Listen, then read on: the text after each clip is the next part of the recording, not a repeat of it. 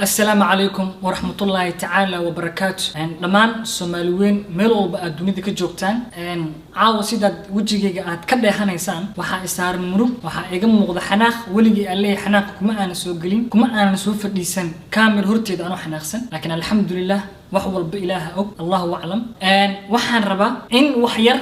aan idin taabto ma aan jeclayn in aan ka hadlo ma aan jeclayn in aan soo fadhiisto waxa ogeedin gabar walaashin ah oo lagu magacaabo Dahraan Cali oo aad loo garaacayo aad loo jirdilayo ay ku xiran tahay wadankaas Liibiya god madowna ay ku jirto arrinkan sidee gabadhan ugu soo gaartay sidee hooyadeed isku hadlay ayada codkeeda sideen ku helay yaa igu soo xiray bilowgii aniga ma aanan jeclayn in arrimaha qaar aan galgal waad ogtihiin waxaan ahaa qof farxaan ah qof bulshada Soomaaliyeed meel u taagan dadka ka qosliya dadka farxad geliya kiina murugsan kiina xanuunsan wax walba idinka dartiin ayaan u sameyn jiray ma sha Allah wad igu jeclaateen wad igu qanacsantiin ana sidoo kale waxa jirta arrin aan waliga Alle aanan sameyn oo ah in qof bil aadan ah ama xabsi ku jira ama damqanaya in aan share gareeyo ma ahane oo umada kale aan si gaarsiin ma ahane aan YouTube-kayga ku soo bandhigay maadaama dad kale oo hawshaas u xilsaarnaayeen in aan anigu u share gareeyo ayagoon ii dirsan markaan arko in aan u share gareeyo ma ahane waxa dhacday in lagu magacaabo Filfil oo ah Lucky Boy adeerkiis ayaa ila soo xariiray telefoonka Lucky ayuu iga soo wacay wuxuu dhahay Liibaan adeer macaan Ramadaan ayaa lagu jiraa waan ku bariyaa wuxuu dhahay gabar Soomaaliyeed walaasha ah oo dhiban iyo hooyadeed ayaan hayaa oo dhahay gabadha mar walba waxay u calaacashaa hooyadeed hadda ka hor xabsi ayaa laga sii daayay oo lacag badan laga shubay haddana waa lagu dhigay 4 sano ku dhawaad mise 3 sano ayaa rajeenaya afkayga been ilaahay ka ilaaliyo ayaa xabsi ku jirta oo la jirdilay mar walba iyo maalin walba gabadhi hooyadeed ayaa isla xiriirnay adeer Filfil wuxuu yiri ilaaha kugu dhaariyay arrinkan gabadhan fiidiyoyadeeda bulshada Soomaaliyeed u baahi waayo Soomaalidu way is jecel yihiin aad isku jecel yihiin qabiil xaq iska dhig markuu qofka xanuun dareemayo meel lagu haysto jirkiisana isbedelay aad ay markaas Soomaalidu iskugu damqadaan horaana waan u aragnay anaana nadaftu dhahay dad badan oo oynaya la garaacay waliba Soomaali u istaagtay ee qarashkoodii iyo lacagtooda ku bixiyeen haddii ay $30,000 ha ahaato inay hal mar ka wada dhiibaan waxaan arkay inta aan waxaan arkay aan u sii gudagelin aan hooyo Khadiijo waan isla xiriirnay hooyo waxaan dhahay wiilkaagi waan wareystay waxaan deganahay tir afgooye waxaan ahay qof danyar ah Liibaan oo hooyo oo ku baryayaa inaad ummadda Soomaaliyeed wax cun ii tus wixii Ilaahay iga soo dhiibay $100 ka dhigay raggaas u diray sida gabadhan habeen walba igu soo ooynaysa ee ugu damqad xanuunka haayo ee ugu naxariistaan alxamdulillah arinku waa sameeyay waan ku dhaqaaqay sidoo kale arrinka marka YouTube-ka aan geliyo hooyo lambarkeeda aan ku qoray waliba lambarkeyga ma ahan hooyo lambarkeeda akoon ma lahayn wallahi lacag lambarkeeda markaan ku qoray waxa dhacday in aan ishelno gabar lagu magacaabo Salman waa gabar insaan ah Ilaahay hadeestay waxay ku nooshahay Muqdisho way soo xariirisay Liibaan waxay dhaad abuu wax u damqaday tiri aan ka xanuunsada dadka sidaan oo kala ah waxaana jeclaystay arrinkan in aan kula garab istaago wax walba igu noqoto waxaan dhahay Salman abbaay maxaa qaba kartaa waxay dhaad wax badan horaan dad badan u caawiyay waxaan aqaanay tiri wariyaal waxa kamid ah tiri Cali Aadan Muumin iyo Munasir Maxamed waxaana ka codsanahay hadaad ii soo dirto fiidiyooyadaas iyo gabadha sawiradeeda in aan ayaga la hadlo oo aan ku baryo in lambarka hooyo Khadiijo aan loo saaro meeshaas ee page-kooda u dhigaan maadaama dad badan ay ku xiran yihiin ani waan aqaan Cali Aadan Muumin oo dadkan social media ku jira korkaas iska ilaashadaan iyo sidoo kale Munasir ma sha Allah labadooda ani markaas isma wicin isla mana hadlin Salma ka codsatay wayna sameeyeen anigana page-kayga Facebook-ga waana soo dhigay hal mar wada share gareen hal lambar ku qornaa oo Khadiija iska lahayd lambar kalena wuu jiray oo ayada laga waco laba lambar ay leedahay arrinka sidoo ku socday alxamdulillah Soomaalidu dhan hooyo way wada wacayeen way la hadlayeen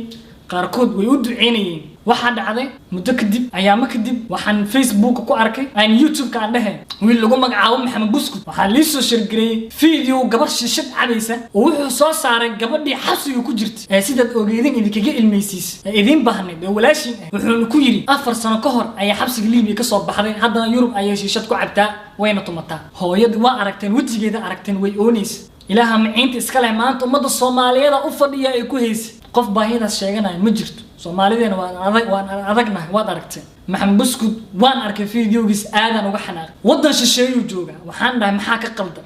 لمبر ماشي كو قرن واللمبر كي هو يدا مينو وريستو محو لهدلي واي كومنتي اقرا waa kana arka waxaan dhahay walaalkay ma ahan fiidiyowga inaan soo dhigtaan dhahay waxaan hubsanaa ku dhaqaaq waxa fiicneedaan dhahay in lambarka ku qoran ee munasir page-kiisa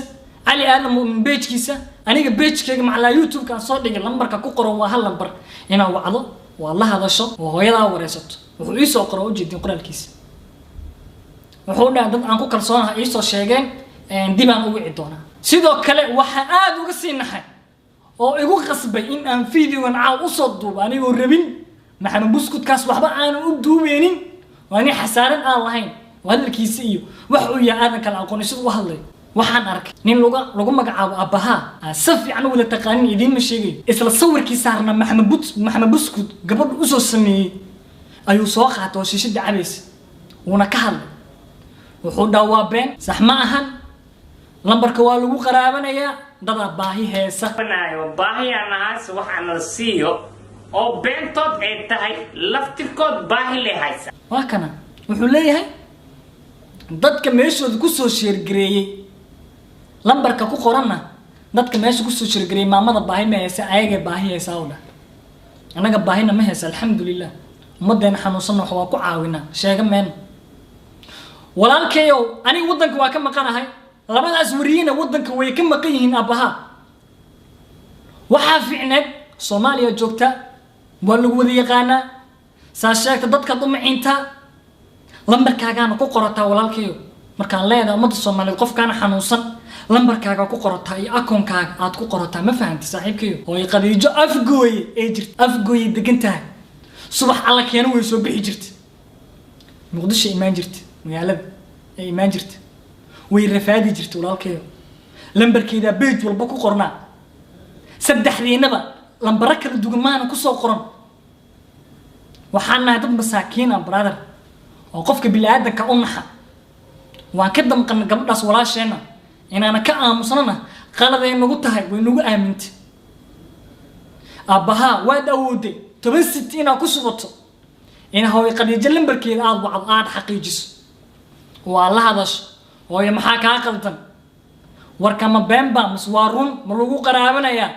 ina maamada dhahdo muqdisho imaanaysa subax alla keeno walaalkii waa la fadhiisan kartay baabuur aan leedahay dhahay bajaaja qaada kartay kaamirada la kala bixi kartay ummada Soomaaliyeed dhinaca ugu tuugi kartay dhihi jirtay hooyadan Soomaaliyeed caawimaad u baahantay caawiyo walaalkeeyo ana ugu xumahay waxaan rabaa ina wax idin kula tuso ina wax idin ku dheeraad hadalkayga marrib aabahana aada ugu carooday maxamed buskudna aadaan ugu carooday ayadoo bil ramadaan lagu jiro in hooyo Soomaaliyeed habeen madow ee ku qasbaan in ay fiidiyoo u soo duubto nidaamka ay wadatan ay u dhigto horaan way in kala hadashay hooyada mar walba nidaam wax ku duubtaa laakiin way iska dhigtay habeen madow fiidiyoo ayaan ku qasbo hooyo qadiijo oo aan dhahay gabadhaadi waa laga been sheegaya wayna gaartay gabadhii xabsiga ku jirta waayo waxa si gooniya u la xiriirta Salma oo kaalin weyn ka qaadatay ayadoo xabsiga ku jirta in ay la xiriirto gabadhaas Dahraan Caliya way la sheekaysataa niyadda u dejisaa waxaan u sheegtay in laga been abuurtay oo sawirkeeda la saaray ayadoo shiishad cabeys aadi oo sacaaw aadi umrugeynaysa caaw cadowga heesto waxa ugu daran kan irsaaqadii maanta umada Soomaaliyeed hooyo qadiijo ugu dhiibay gabadhaas ninkii ka hor istaagay taas ugu daran waxaan rabaa walaalkay munasar in aad hal mar ila aragtaan kaalinta uu ku lahaa gabadhan caawimaadii ma santiin وما صنتها ولالكي ليبان آذن ليعاتو أبها إنو دور هاي الصوماليات أو دباتيسن أو إلمانيس محاكو كليفي كرا محاكو كليفي كرا جبر ولاشيس أو كلاء أو وحرن نين أرحم درن أو مجفأة أو دباتيناي أو وهن جبايا إنو دلاي أو جراعاي إنو بنصر 30 كيلومتر مقدشو u jirta abaha hadii uu tuhun hayo muxuu u wici waayay teleefanka liicaato uu soo bandhigay midka aniga u soo bandhigay kan cali aadan u soo bandhigay oo hal isku ah muxuu gaariga uu wato shidaal intuu ugu shubto afgooy u tagi waay muxuu intuu bajaaj qaato uu ugu tagi waay afgooy uu soo xaqiiqsan waay waa $1 iyo wax ka yar kaba soo tag abaha wuxuu doonayaa inuu warkan u beeniyo maadaama dadkan dhibanayaasha ay masaakiinta ah aan asaga la soo marsiin soo isbaara cad muu ekaanayso haddii adiga qofka uusan adiga kula soo xiriirin uu ku dhihin walaal dhibkaas ay haystay caawi haddii aad aragto baraha bulshada dad kale oo ka caawinayo si walaalnimo oo si mutadawacnimo ugu gurmanayo micnaheedu ma been inay sheegayaan dadkaas dad lagu bartay been manihin ilaahana ma haddas iskale gabar Soomaaliyeed oo walaasheena oo dhiban oo joogta dal shisheeye oo la garaacayana inaan ka hadalno dhibkeeda dadku u soo bandhigno waajibna saaran waay waxa maanta ceeb kugu ah darxumo kugu filan in adigoo aan nin weyn oo dadka Soomaaliyeed ee hadalkiisa aamin og yihiin lagu yaqiinay ina hadda u soo banbaxday ina hooyo Soomaaliyeed oo ilmeenays aad warkeeda been ku tilmaamto ina hooyo Soomaaliyeed oo u baahan caawinta dadka Soomaaliyeed ka hor istaagto Allah ma had u sugnaatay hooda gabadhaas dadaalkii lala galay oo liicaato uu bilaabay mira dhaliyay alxamdulillah waxaase waana kugu filan walaalkeeyo fariinta aan ku soo gudbinayo waliga iyo Allah ka reebtoona inaad wax naqdiso adoo xaqiiq u yeelay maxaa ku kalifay hooyo Soomaaliyeed inay gabadheeda u soo bandhigto baraha bulshada oo ay ku xiran yihiin malaayiin qofood oo ay dhahdo gabadheedaas dhibaatadaas loo geystay haddaanu dhib jirin dadka Soomaaliyeed laguma yaqaan dad dawarsada xitaa markay xaaladooda meel xun gaarto waxay isku dayaan inay dib u dhigtaan ilaa ma culeysku uu noqdo mid aan lacag maaragtay la xaqiri karin oo iyaga kaliya aysan wax ka qaban karin waana mid hadda hooyadan Soomaaliyeed haysata waayo gabadheeda ayaa af libaax ku dhex sugan haddaanay dadka Soomaaliyeed u wada kicinna cid caawinaysa malaha liicaato mar kale waxaan kugu amaanaa walaalkay waad ka soo wada bogoteen waa Munasar Maxamed jazaakumullahu khayr walaalkay aad baa mahadsan tahay sidaad u caawiso walaalahaaga Soomaaliyeed kiina xanuunsan kii dhaawacan kii murug haysta kii cadowga haysta kan afka libaaxba ku jira waa ku mahadsantaa walaalkay caawa ay ugu horeysay in aan Munasar lambarkiisa aan qabto aan waa la hadlo waa la sheekaysto aan ka codsado in ummadda Soomaaliyeed uu hor yimaado waniga igu xiran way aniga bilaabay in aan gabadhan dadku u soo bandhigo sidoo kale waxaan rabaa in aad ila yar aragtaan Ali Aadan Muumin wariyaha waxa uu ka yiri asaga soo dhawaada waan mahadsantihiin sodonkii bishii Abriil ee dhaaftay gabar muxsinad ah ayaa maaragtay ila soo wadaagtay sheekada gabar yiraahdo Dahraan oo maaragtay dalka Liibiya magafayaasha joogahay ay xirteen oo maaragtay iyadii reerkeedina ay weydiisteen lacag aad u fara badan laakiin war kala yaab kale arrinkaas ku gadaaman waxa uu ahaa in nin maaragtay Soomaalidu taqaano oo abaha la yiraahdo oo jilaa ah youtuberna ah uu muuqaal page-kiisa uu soo geliyo oo ku sheegay in aniga liicaato iyo Munasar Maxamed Cabdi oo wada jirna aan nahay dad baahan oo sida uu sheegay ama uu nagu eedeeyay aan nahay dad ku tuugsanaya maaragtay muuqaal baahinta gabadhaas iyo reerkaas inaan caawino xasha lillaahi taas waxaan rabaa in halkan ka beeniyo oo aan iraahdo haba yaraatee waxaas waxba kama jiraan oo dhanka kalena aan maaragtay muujiyo sida aan uga xumahay hadalkaas shakhsiyan isaga ka soo yeeray wararka oo isla arintaas maaragtay ku gadaaman waxa kamid ah in muuqaalka uu ku baahiyo oo ku sheegay inay tahay gabadhu gabar maaragtay balwada isticmaasho oo uu leeyahay ma ahan qofkii dhabta ahaa ee waa qof maaragtay xaaladeeda lagu tuugsanayo taas bedelkeedana anigu markii gabadhaas maaragtay muxsinada ah ay ila soo wadaagtay muuqaalka Dahraan waxaan xiriir la sameeyay hooyada dhashay oo ii sheegtay inay maaragtay gabadheedu dhibaataysan tahay oo muddo sanado halka lagu haystay marna la sii deynayay marna la soo celinayay si guud iyo si geed waxa dhacday in muuqaalkaas uu soo baxay inagoo rabno inaan Soomaalida ka jahil bixino arrinkaas iyo inaan muujino dareenkeena ku aadan in warkaas yahay war aad u falxun oo ka soo yeeray qof jilaa ah Soomaalidu taqaano abaha aan halkan maaragtay ka leeyahay walaal dib uga soo laabo arrintaas iyo maaragtay in qof muslina oo Soomaali ah oo waliba hooyo ah oo dhibaataysan intaas inaad ku tiraahday in la midaba waxaan aad uga xumahay dabadeed anagu waxaan sheegnay kaliya in maaragtay qofku u baahan yahay caawinaadka intiisa kale inaan u daayo saaxiibadeeda kale laakiin isla warkaas warkii maaragtay aan ku sii cadeynayay ayaan rabaa inaan codkiisa idin maqashiyo waa gabadhii xirnayd oo xabsiga dhexdiisa goobta lagu ciqaabayay inta ka heshay taleefan cod ay ku codsanayso aniga iyo saaxiibadayba inaan u gurmano ku sheegaysa magacayga saaxiibada kalena sidaas oo kale cod ugu duubtay codkuna waa sidan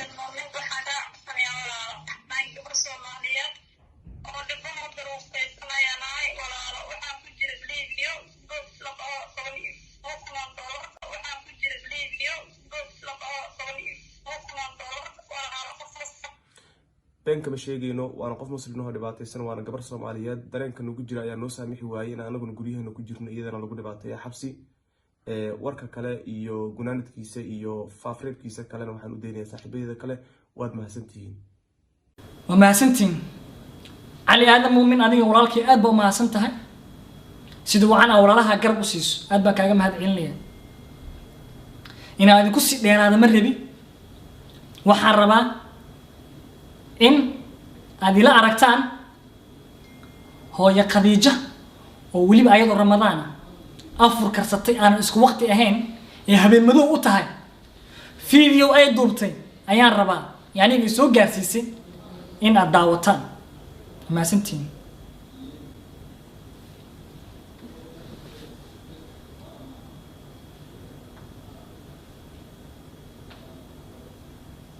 بسم الله الرحمن الرحيم السلام عليكم وحواي هويادي دشاي gabadha xiran oo Liibiya ku xiran waaye Soomaalida waxaan u sheegaa ninka beenta sheegay oo aan Ilaahay ka baqayn oo ilaahay ka cabsanayn markaan indha xiranka oo indhaha iga xiraayeen oo waxba ogeyn oo waxba meelan aado aqoon oo meelan u baxaan aqoon intuu jiray xagow aadi mi arag miya ya hadduu wax ogaay markaas muxuu u sheegi waay ilaahay inta ka cabsado qofka aan ilaahay ka cabsanayn ilaahay inta ka cabsado waa bil ramadaan waa maalin adduunyo birina qabriga ka horeeyo oo qabriga u tagaa marka waxa waa ilaahay ka baqo in la xisaabinaana ha ogaado oo la xisaabi doono oo la xisaabinayo ha ogaado aniga gabadhayda waaga Liibiya ku jirtaa kama aysan bixin alxamdulillah shukr ba'aan insha Allah way ka bixi doontaa bi idnillaahi kariin idanka ilaahay oo idankayga ahayn way ka bixi doontaa Soomaalida walaalahay waxaan u sheegaa aniga dhibaatadii aan shal u soo galay waa la ogaay aniga dhibaatada shal ihaysan ninkaas ila ma qaybsan aniga iyadoo ummad islaameed ay ila qaybsatay oo dhalinyaro islaameed ay ii gurmatay oo rag islaameed ila orday inuu maanta haddana yiraaho wax balwad lahoo baqti cunaaya inuu ii soo saaro oo yiraaho waxaas baqtiga cunaaya gabarteedii hadda gabarteedii ay wax cunee gabar iska day wiil cunaa xitaa wiilkaygu xitaa ma cuno anaga wax cunana ma naqaan ilaahayna ma baro dad culumahana dad ilaahay ka baqaayaan manhin aniga wajigayga waxaan u furay oo xijaab niqaabkii saaray uga furay waa ummadu ha ku aragto laakiin aniga wajigayga niqaaman saartaa waxaan uga furay ummadu alla darta ummadu ha ku aragto yaa ummada Soomaaliyeed waxaan ka baryaa oo u sheegaa oo ummada ogeysiinaya oo ummada islaamka aan ogeysiinaa inuu ninkaas yahay nin khadcu dariiqo kale oo yahay oo isbaaro u dhigtay shabakada ana been iga sheegay oo Facebook ku dheelay oo Facebook gabadheeda ku dheelay oo Facebook ummadii ii dhigtay oo ku dheelay oo soo dhigay naaqiiq jiidayda balaayo ka tultulihaydo oo soo dhigay beenta uga sheeg ilaahay ka cabso oo ma ilaahayna ka cabso oo ma ee ummadda Allah ka dhex bixiyo kaasoo kale ummadda baalkii ummadda dhibaayo kale kaasoo kale ummadda dhibaa Allah ka dhex bixiyo ilaahay ka dhex bixiyo aad ugu xumahay in hooyadan Soomaaliyeed caawo idinku garab idinkaga baahneed waxaan la hadlayaa abaha walaalkay waad awooday in lambarka wacdo 10 senti ma awoodi weysay in hatta in Ali Aadam muuminkiisa ka soo qaado kan munasara ka soo qaado keega ka soo qaado waa hal lambar inaad wacdo ma awoodi weysay alxamdulillah way qadiijo way dadaashay waxay isla kulmeen Salma way saarkeen gabadha Soomaaliyeed ilaahay hadaysto ajar Allah ka siiyo way qadiijo wax si fiican loo fahansiiyay akoon ayaa waxa loogu furay isla lambarkeeda wama santiin haddana waxaan rabaa waxaan awoodi waayay in gabadha xiran ee Dahraan Caliya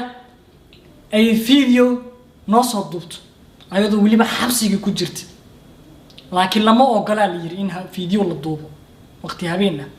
video in la duubo lama ogola laakiin waad arki doontiin videogeeda insha allah balse waxaan ka duubay cod waan rabaa inaad ila dhageysatiin cod ay soo dirtay Dahraan Cali Salma ayaa mar walba la xiriirtay Dahraan waayo telefonkeeda lama ogola aan rabaa inaad ila yara dhageysataan Dahraan cod ay soo duubtay oo waliba ay awoodi weysay in ay video noo soo dirto waayo telefonka waa la haystaa markii ugu dambeysay aan Dahraan ismaqliin hadda dhow ayaa rabaa inaad ila dhageysato ma qabsan karo darka ma xiran karo garsaarka dadka dhaco waa la isaaraa meesha aan ku noolaa liibaan hadda nolosheeda kaaga hadlo wallahi nabiin ku sheegin waxaan ka buuxdo wax injir la dhaco oo dadka kor iyo hoos cunaayo iskama qaban karo because dhaawacaya ay liibaan ilaahay wajigiisa dhulbeen ku sheegin aaminin dadka walaal aan ka xanaaqin ku bariya إن شاء الله والله شيء هيجو يسين إن شاء الله أنا كل شيء ورعلين دون إن شاء الله أباي وما الصوماليين ده واحد لقاه فاتينا إن بنتها أنا جالسين دون وين كوكان عندنا إن شاء الله أباي هيجو يسين وكبريا إن شاء الله أنا جنا بالقاعدة أباي أيوة ولا تلافك على جرب أيوة ولا أنا كيسلام ومحسنتين وما الصوماليين سيدو كل واحد رباكم التيد اللي جبحي أبها بيتشكيس إن يا أركتان سيدو دتك الصوماليين waayo dadka Soomaaliyeed way la wada xiriireen oo ay qadiijo way la hadleen aad oo mahadsantihiin wax walba ay soo gudbisaad u qaadatiin ajar la idinka siiyo ummadda Soomaaliyeed hooyadiin qadiijo way idin baahan tahay sidoo kale gabadhan Dahraanna way idin baahan tahay insha Allah Ramadaan Kariim aad baa idin salaamaya